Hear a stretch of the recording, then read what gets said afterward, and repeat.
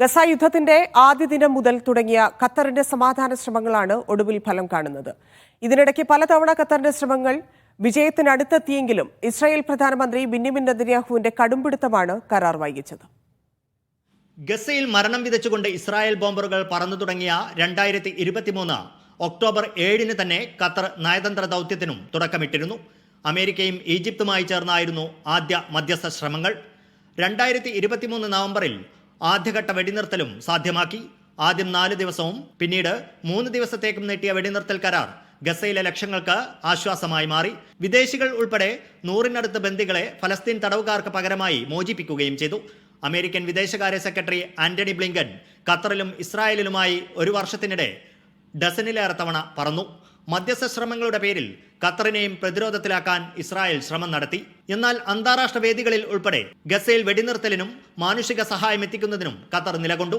1500ഓളം ഫലസ്തീനികളെ ഖത്തറിലെത്തിച്ച് ചികിത്സ നൽകി. വിവിധ ഘട്ടങ്ങളിലായി കടൽ, കര, ആകാശമാർഗങ്ങളിൽ ഗസയിലേക്ക് സഹായമെത്തിച്ചു.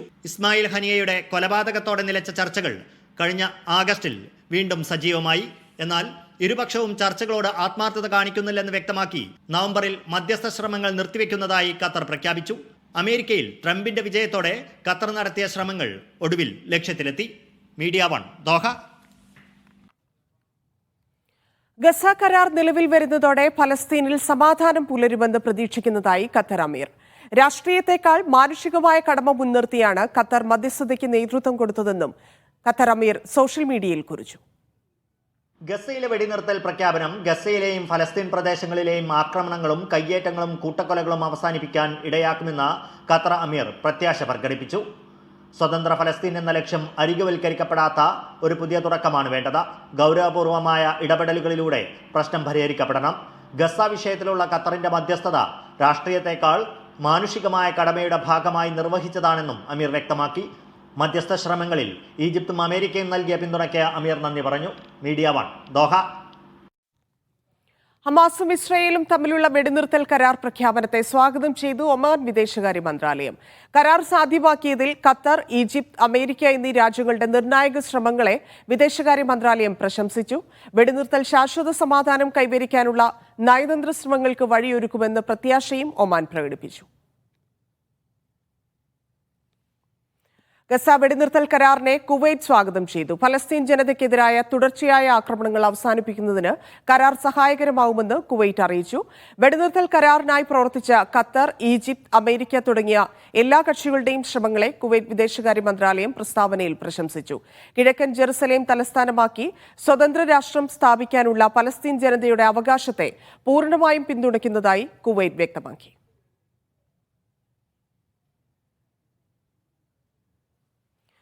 ഖത്തറിലുള്ള പലസ്തീനികൾക്ക് മാനസിക പിന്തുണ നൽകുന്നതിനായി പ്രത്യേക പദ്ധതി ഖത്തറും ബ്രിട്ടനും സംയുക്തമായാണ് പദ്ധതി നടപ്പാക്കുന്നത്.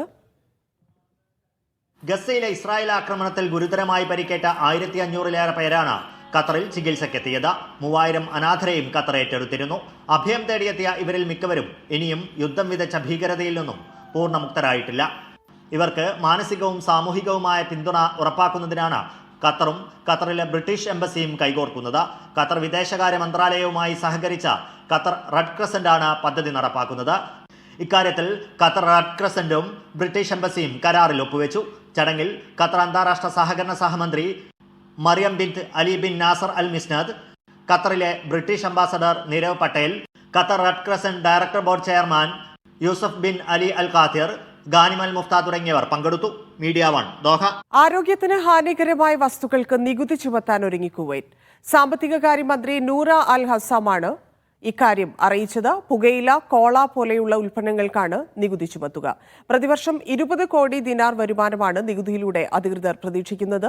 നികുതി സമ്പ്രദായം പരിഷ്കരിക്കാനുള്ള രാജ്യത്തിന്റെ വിപുലമായ ശ്രമങ്ങളുടെ ഭാഗമായാണ് പുതിയ നികുതി ചുമത്തുന്നത്. സൗദിയിലെ ഡീസൽ വിലവർധനയിലുണ്ടായ നിർമ്മാണ രംഗത്ത് പ്രതിഫലിക്കും എന്ന് നിർമ്മാണ കമ്പനികൾ. വിലവർധനവ് സിമന്റ് വില 10% വരെ ഉയരാൻ കാരണമാകുമെന്ന് കമ്പനികളും പറഞ്ഞിരുന്നു. 51 ഹലാലായാണ് ഡീസൽ വില വർദ്ധിപ്പിച്ചിരിക്കുന്നത്. ജനുവരി 1-നാണ് സൗദിയിൽ ഡീസൽ വില വർദ്ധിപ്പിച്ചത്. 51 ഹലാല വർദ്ധിപ്പിച്ചത് വിവിധ മേഖലകളിൽ പ്രത്യാഘാതമുണ്ടാക്കും. നിലവിൽ ലിറ്ററിന് 1 റിയാൽ 66 ഹലാലയാണ് വില. സൗദിയിലെ സിമന്റ് നിർമ്മാണ കമ്പനികൾ ഇക്കാര്യം വ്യക്തമാക്കിയിട്ടുണ്ട്.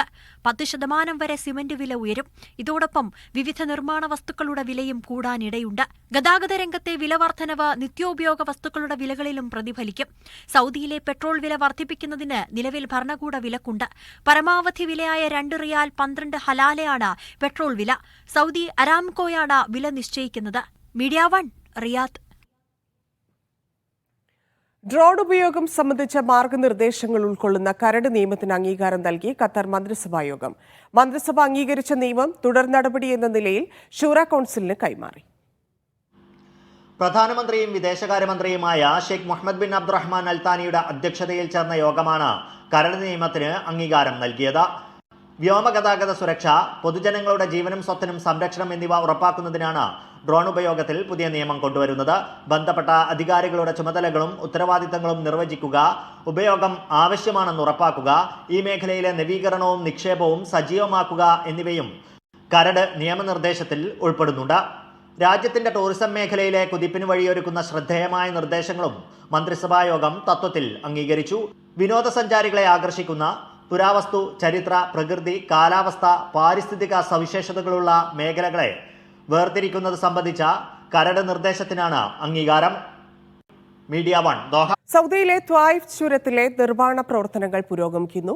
റമദാൻ 1-ന് മുന്നോടിയായാണ് ഇവിടെ നിർമ്മാണ പ്രവർത്തനങ്ങൾ പൂർത്തിയാക്കുക. മക്കയെയും ത്വായിഫിനെയും ബന്ധിപ്പിക്കുന്ന പ്രധാന ചുരമാണ് അൽഹദ ചുരം. ഈ മാസത്തിന്റെ തുടക്കം മുതലേ അൽഹദ ചുരം നിർമ്മാണ പ്രവർത്തികൾക്കായി അടച്ചിരുന്നു. മഴയും മോശം കാലാവസ്ഥയിലും ചുരം അടച്ചിടാറുണ്ട്.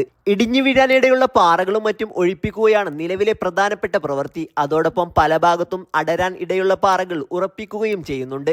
മക്കയിൽ നിന്നും ത്വായിഫിലേക്കുള്ള പ്രധാന ചുരമാണ് അൽഹദ ചുരം. വിനോദസഞ്ചാരികൾ ഉൾപ്പെടെയുള്ളവർ ഈ റോഡാണ് പ്രധാനമായും ഉപയോഗിക്കാറുള്ളത്. ഇതുവഴിയാണ് റിയാദിലേക്കുള്ള പാതയും പോകുന്നത്. നിലവിൽ ഈ പാത അടച്ചതിനാൽ സെയിൽ അൽ കബീർ ഉൾപ്പെടെയുള്ള പാതകളാണ് സഞ്ചാരികൾ ഉപയോഗപ്പെടുത്തുന്നത്. വാരാന്ത്യങ്ങളിൽ ട്രക്കുകൾക്കും മറ്റും ഈ റോഡുകളിൽ നിയന്ത്രണമുണ്ട്. Sabith Saleem, media 1 Jeddah. Saudi ജയിലിൽ കഴിയുന്ന അബ്ദുൾ റഹീമിന്റെ കേസ് ഫെബ്രുവരി 2-ന് വീണ്ടും പരിഗണിക്കും. വധശിക്ഷ റദ്ദാക്കിയതോടെ മോചനം കാത്തിരിക്കുന്ന റഹീമിന്റെ കേസ് പുതിയ ബെഞ്ചായിരിക്കും പരിഗണിക്കുക. പൊതു അവകാശവുമായി ബന്ധപ്പെട്ട നടപടികളാണ് ഇനി പൂർത്തിയാകാനുള്ളത്. സൗദി ബാലൻ അനസ് അൽ ഷഹരി കൊല്ലപ്പെട്ടതുമായി ബന്ധപ്പെട്ടാണ് കോഴിക്കോട് ഫറോക്ക് കോടാമ്പുഴ സ്വദേശി അബ്ദുൾ റഹീം ജയിലിലാകുന്നത്. വധശിക്ഷ റദ്ദാക്കിയ റഹീമിന്റെ കേസ് ഇന്നലെ കോടതി പരിഗണിച്ചിരുന്നുവെങ്കിലും മാറ്റിവെക്കുകയായിരുന്നു. ഫെബ്രുവരി 2-നായിരിക്കും കേസ് വീണ്ടും പരിഗണിക്കുക. കേസ് ഇനി പരിഗണിക്കുക പുതിയ ബെഞ്ചായിരിക്കും. കൊലപാതക കേസായതിനാൽ സാധാരണ നടക്കാറുള്ള വിശദ പരിശോധനകളാണ് നിലവിൽ നടന്നുകൊണ്ടിരിക്കുന്നത്. 18 വർഷം മുൻപ് നടന്ന സംഭവമായതിനാൽ അന്ന് തൊട്ടുള്ള ഫയലുകളുടെ പരിശോധനയും പഠനവും അനിവാര്യമാണ്. നിലവിൽ കേസുമായി ബന്ധപ്പെട്ട സ്വകാര്യ അവകാശവുമായി ബന്ധപ്പെട്ട വാദങ്ങളാണ് പൂർത്തിയായത്. ഇതിന്റെ അടിസ്ഥാനത്തിലാണ് കോടതി വിധി പ്രകാരം സൗദി കുടുംബത്തിന് 15 മില്യൺ റിയാൽ കൈമാറിയതും വധശിക്ഷ റദ്ദ് ചെയ്തതും. കൊലപാതക കുറ്റമായതിനാൽ കേസ് സ്വകാര്യ അവകാശത്തിന് പുറമെ പൊതു അവകാശത്തിൻ്റെത് കൂടി പരിധിയിൽ വരും. കഴിഞ്ഞ ഒക്ടോബർ മുതലാണ് പൊതു അവകാശവുമായി ബന്ധപ്പെട്ട വാദം തുടങ്ങിയത്. മെഡിക്കൽ റിപ്പോർട്ട്, സംഭവം നടന്ന സാഹചര്യങ്ങൾ എന്നിവയെല്ലാം വീണ്ടും പരിശോധിക്കേണ്ടതുണ്ട്. ശേഷം മാത്രമേ അന്തിമ വിധിയുണ്ടാകൂ. റഹീമിന് വേണ്ടി അഭിഭാഷകരായ Rana Al Dahban, Osama Al Amber, embassy ഉദ്യോഗസ്ഥൻ യൂസഫ് കക്കഞ്ചേരി, റഹീമിന്റെ അറ്റോർണി സിദ്ദിഖ് തുവൂർ തുടങ്ങിയവരായിരിക്കും സിറ്റിംഗിനായി ഓൺലൈനായി ഹാജരാവുക. Mishal Cherpulassery, media 1 Riyadh. കുവൈറ്റിൽ അനധികൃതമായി പൗരത്വം നേടിയ 5838 പേരുടെ പൗരത്വം റദ്ദാക്കുമെന്ന് അധികൃതർ അറിയിച്ചു. ഇതുമായി ബന്ധപ്പെട്ട നിർദ്ദേശം സുപ്രീം കൗൺസിൽ മന്ത്രിസഭയ്ക്ക് കൈമാറി. ദേശീയ നിയമവുമായി ബന്ധപ്പെട്ട് 1959-ലെ അമീരി ഡിഗ്രി അനുസരിച്ചാണ് നടപടി സ്വീകരിച്ചത്. വ്യാജ സർട്ടിഫിക്കറ്റുകൾ ഹാജരാക്കൽ, ഇരട്ട പൗരത്വം തുടങ്ങിയ കാരണങ്ങളെ തുടർന്ന് പൗരത്വം റദ്ദാക്കിയത്. സുപ്രീം കമ്മിറ്റിയുടെ നേതൃത്വത്തിൽ കഴിഞ്ഞ മാസത്തിലെ പരിശോധനയിൽ 10,000-കണക്കിന് പേരുടെ പൗരത്വമാണ് കുവൈറ്റ് റദ്ദാക്കിയത്.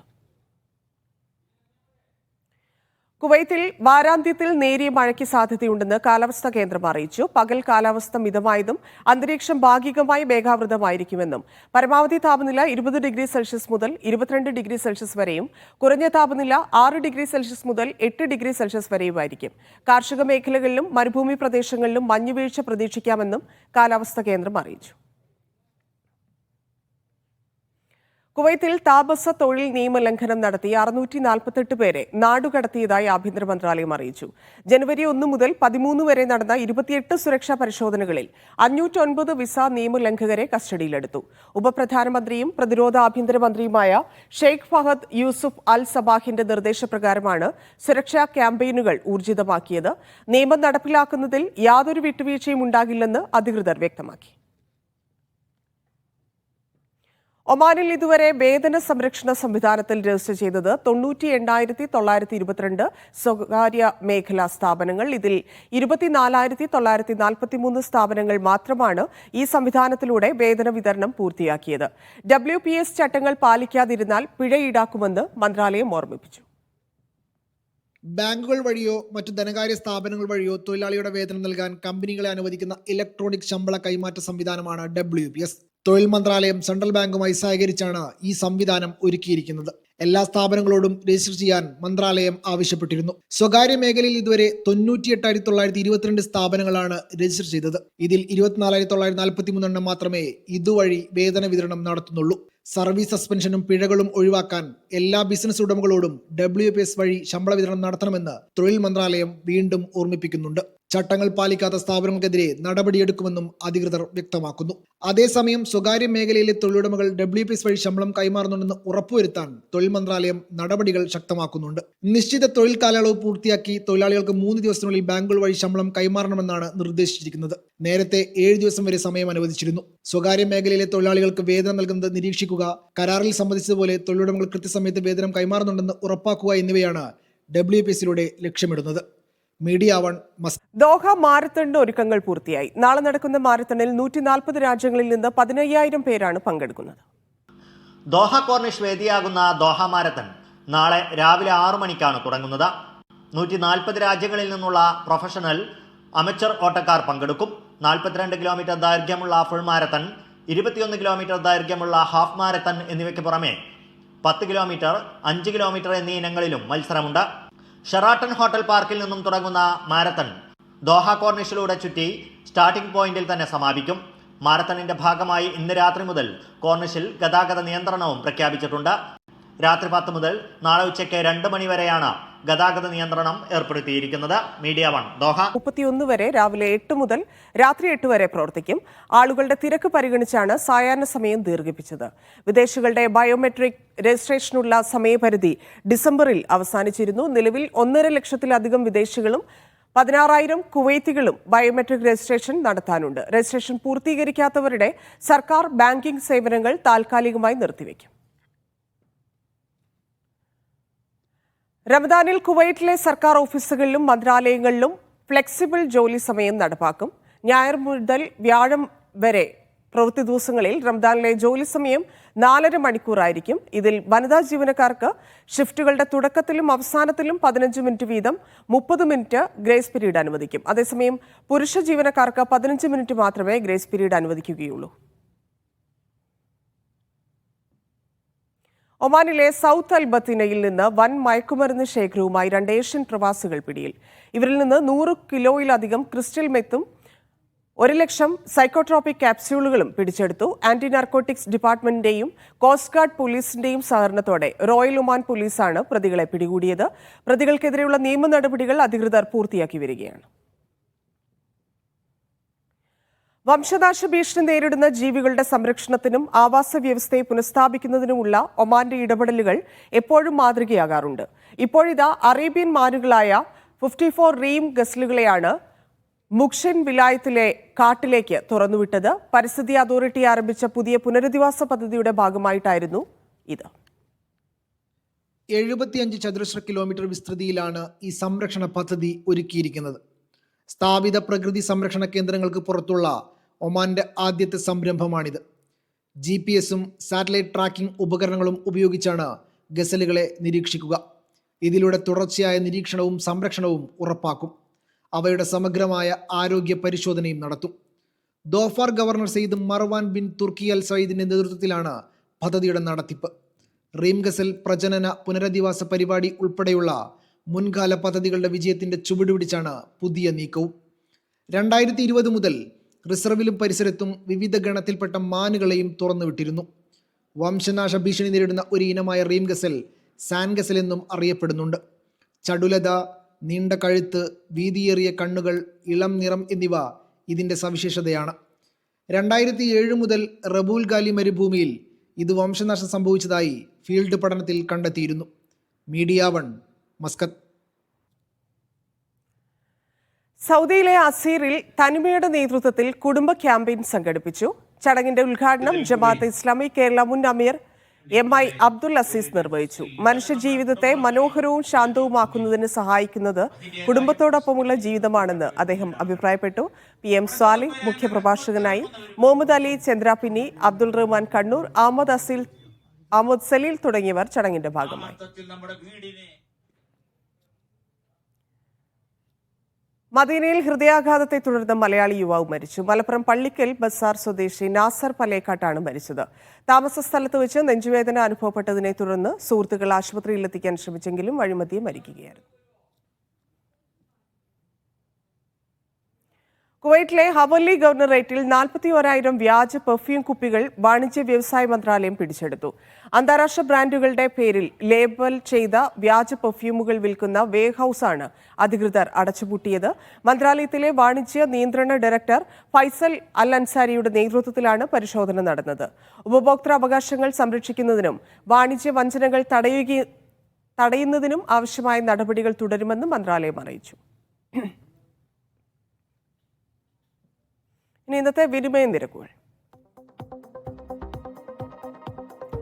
സൗദി റിയാൽ 23 രൂപ 8 പൈസ, UAE ദിർഹം 23 രൂപ 57 പൈസ, ഖത്തർ റിയാൽ 23 രൂപ 77 പൈസ, ഒമാൻ റിയാൽ 224 രൂപ 96 പൈസ, കുവൈറ്റ് ദിനാർ 280 രൂപ 91 പൈസ, ബഹ്റൈൻ ദിനാർ 229 രൂപ 80 പൈസ. ഇനി കാലാവസ്ഥ.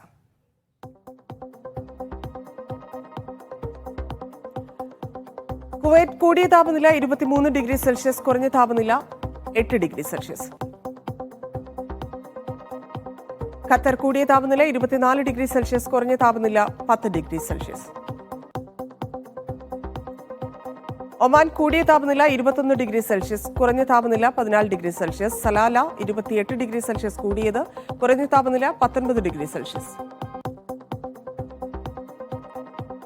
ബഹ്റൈൻ കൂടിയ താപനില 21 ഡിഗ്രി സെൽഷ്യസ്, കുറഞ്ഞ താപനില 11 ഡിഗ്രി സെൽഷ്യസ്.